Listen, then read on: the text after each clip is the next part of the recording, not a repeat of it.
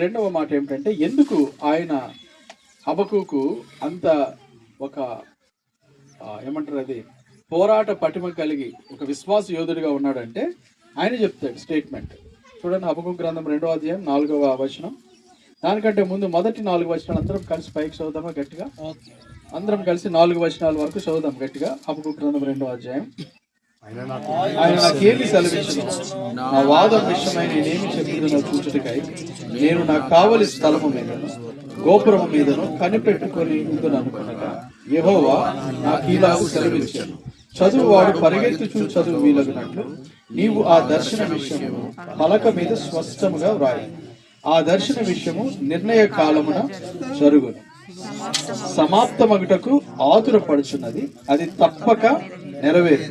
అది ఆలస్యముగా వచ్చినను దాని కొరకు కనిపెట్టు, అది తప్పక జరుగును, జాగు చెయ్యక వచ్చును.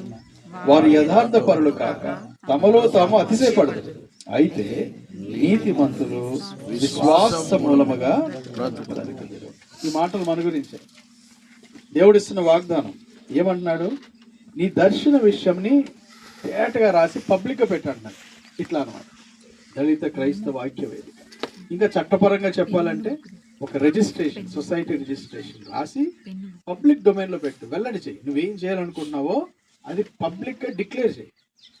దేవుడి విధానం అది. నీకు ఏదైనా సఫలత కావాలంటే నీ పనిలో, పరిచర్యలో, ఒక ఉద్యమంలో మనకి సక్సెస్ కావాలి అంటే దేవుడు ఇచ్చినటువంటి సూత్రం ఏమిటంటే 2వ అధ్యాయం చూద్దాం. మళ్ళీ మొదటి వచనంలో నాకు ఏమి సెలవిచ్చానో నా వాదము విషయమే నేనేమి చెప్పుదునో చూచుటకు నేను నాకు కావలి స్థలము మీదను గోపురము. ఈ రెండు ఉన్నాయి మనకి మన పరిచయంలో. మొదటిది ఏంటి? కావలి స్థలం. రెండోది కావలి స్థలం అంటే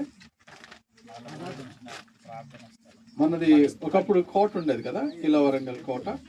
కావలి స్థలం అప్పుడప్పుడు జైలు, లేకపోతే పెద్ద పెద్ద గవర్నమెంట్, లేకపోతే పెద్ద పెద్ద ఇండస్ట్రీస్ దగ్గర కావలి స్థలాలను పెడతారు.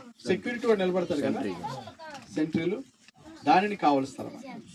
ఇక్కడ 3 అంచెల భద్రత ఉండేదట కిలా వరంగల్ దగ్గర. బయట ఏమో నీళ్లు ఉండేవి, అందులో మొసళ్ళు ఉండేయట. ఆ తర్వాత మట్టి గోడ, దానిపైన ఏనుగులు తిరిగాయట. ఆ తర్వాత రాళ్లతో కట్టింది. అయితే అప్పట్లో ఏనుగులు తిరుగుతున్నప్పుడు సెక్యూరిటీకి ఏనుగుల పైన సిపాయి ఉంటాడు కదా, వాడు అరిచే మాట ఒకటి ఉండేది. వాళ్ళు ఏమని అంటే పహారా హుషార్ అని అరిచేటోళ్ళు. విన్నారు ఈ మాట ఎప్పుడైనా? మన వాళ్ళు పహారా హుషార్ అనక ఏమంటారు? పారా హుషార్ అంట. పారా హుషార్ కాదు, పహారా. పహారా అంటే